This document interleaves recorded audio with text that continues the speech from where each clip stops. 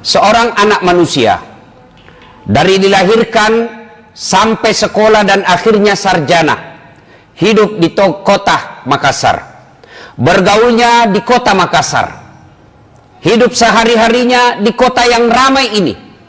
Akhirnya mendaftarlah dia pegawai negeri. Setelah mendaftar pegawai negeri, ternyata dia ditempatkan di pelosok kampung di Papua. Tidak ada listrik, tidak ada sinyal, dan dia harus tinggal di situ bertahun-tahun. Maka dia pasti stres. Saya saku. Nah, teleponlah orang tuanya. Tidak bisakah di sini, Pak? Setengah mati saya di sini. Tidak ada sinyal. Dari kecil saya berkomunikasi pakai handphone. Sekarang tiba-tiba tidak ada sinyal. Air susah, listrik tidak ada. Menderita saya, Pak. Kata bapaknya, sabar mako dulu nak. Tinggal mako di situ. Insya Allah akan ada perubahan. Tidak bisa kah, Pak? Menderita saya di sini. Setelah dia menderita, akhirnya dia putuskan, sudah Mi, biar mak saja pensiun dini. Lebih baik saya tinggalkan ini pekerjaan gajiku yang cuma 5 juta dari saya penderita 24 jam. Pulang mak, kata bapaknya. Pulang mak Pale. Saudaraku, merantau, pergi kerja, ternyata di tempat kerja tidak menyenangkan. Bapak masih ada pilihan. Apa pilihannya? Pensiun dini. Polisi ditugaskan ke Papua. Di sana orang baku tembak-tembak. Tentara ditugaskan ke Papua. Ternyata juga tidak nyaman di sana. Bapak ibu masih punya pilihan. Apa? Pensiun nggak? Berhenti ya? Ada apa? Tapi ketahuilah demi Allah, kalau masuk maki dikubur, tidak ada yang dibilang pensiun dini. Kalau masuk maki dikubur, Bapak senang tidak senang, puas tidak puas, tinggal kau di situ, tidak boleh kau pulang-pulang lagi. Kalau di dunia tidak senang kita perantauan, masih bisa dipulang. Pergi cari kerja di Jakarta, ternyata di Jakarta tidak ada nyamannya, pulang lagi di kampung Tamak Galung. Ternyata sampai di kampung kita merantau tidak nyaman juga, masih bisa dipindah lagi. Tapi ketahuilah demi Allah, ketika Bapak masuk kubur, tidak ada pilihan kecuali tinggal maki di situ. Tidak ada lagi pulang-pulangnya.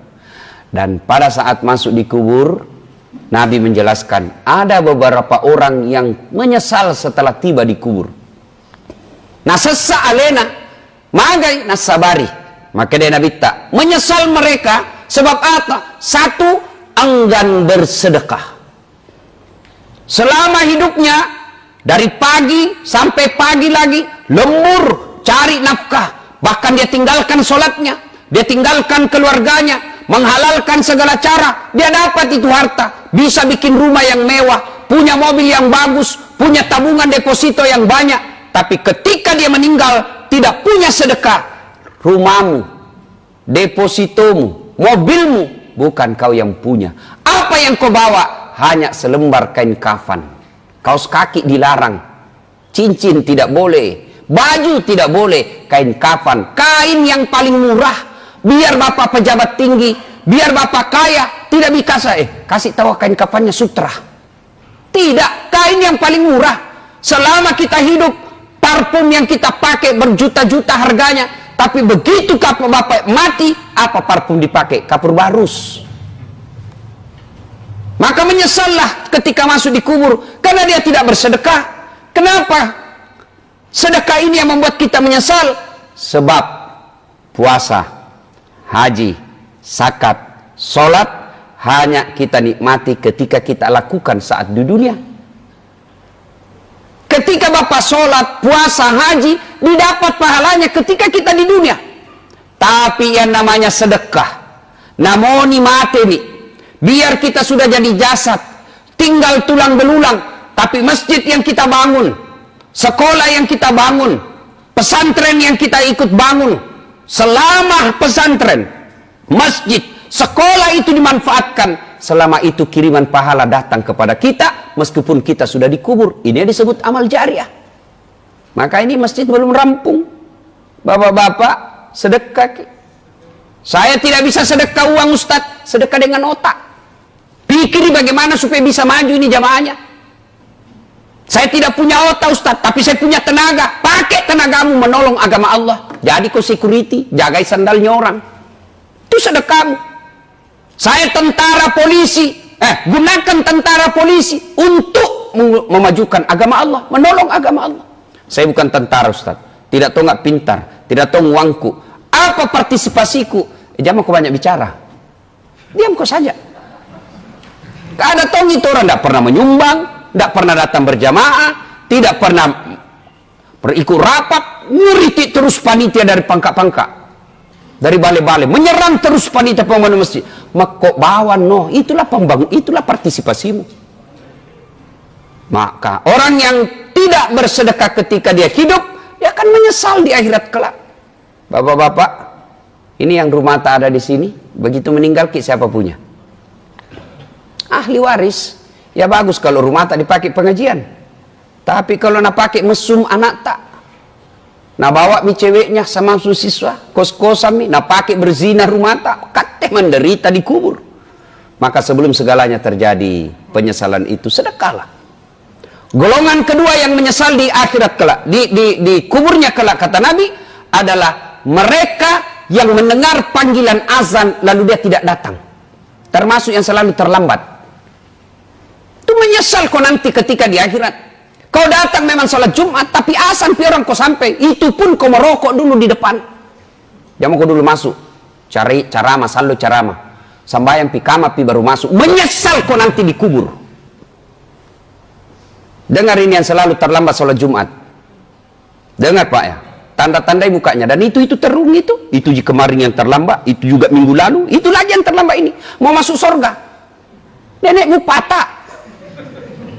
Coba kita lihat itu. Sholat 5 waktunya tidak ada.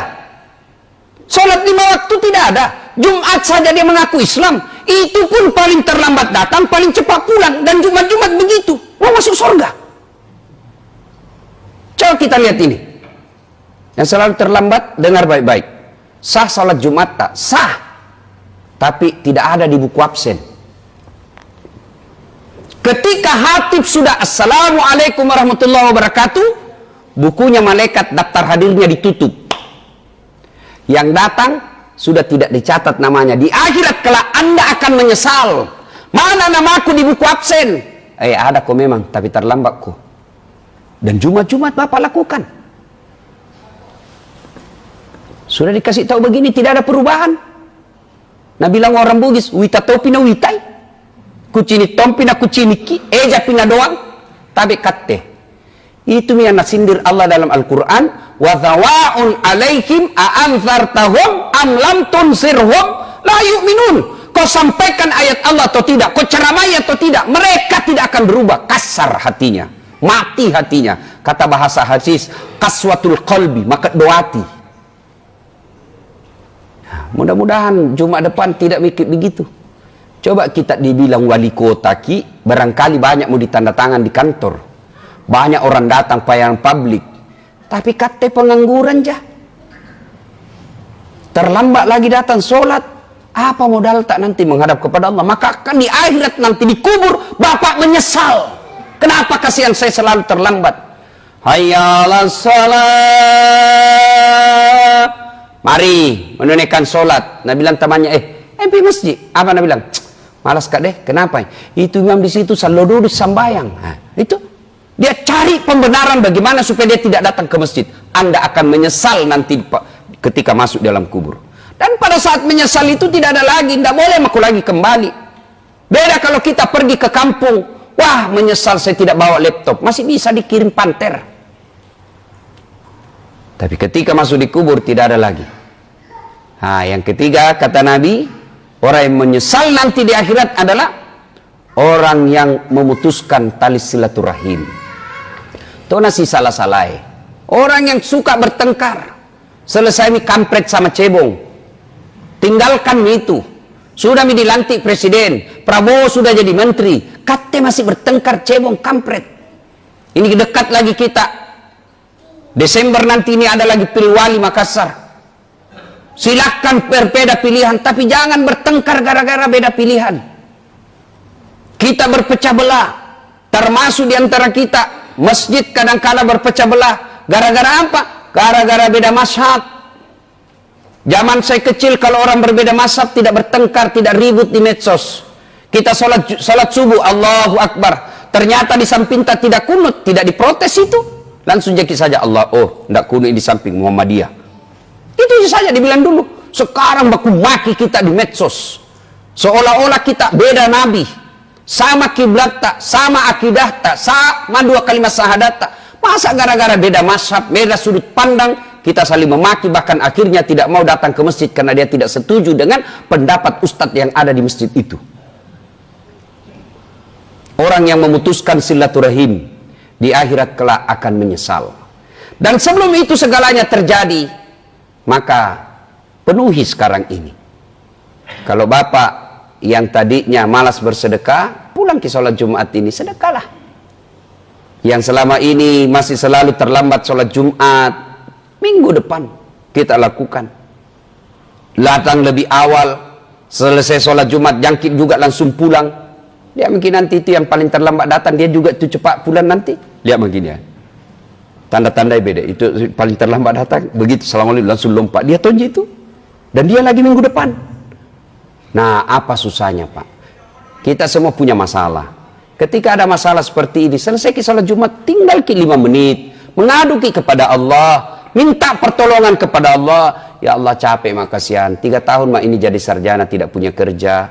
Kau melarang saya menyogok. Kau melarang saya nepotisme. Engkau mengharamkan yang dilarang agama. Tapi saya mau kerja ya Allah. Minta pertolonganmu ya Allah. Tidak ada daya dan kekuatan. Kalau engkau menolong saya Allah, tidak ada kekuatan manusia yang bisa menghalangi. Minta, nangis kepada Allah. Minta kepada Allah sesuai janji Allah. Ud'uni astajib lakum, mintaku kepadaku, pasti saya kasih kok. Itu janji Allah. Banyak dosa aku Ustaz.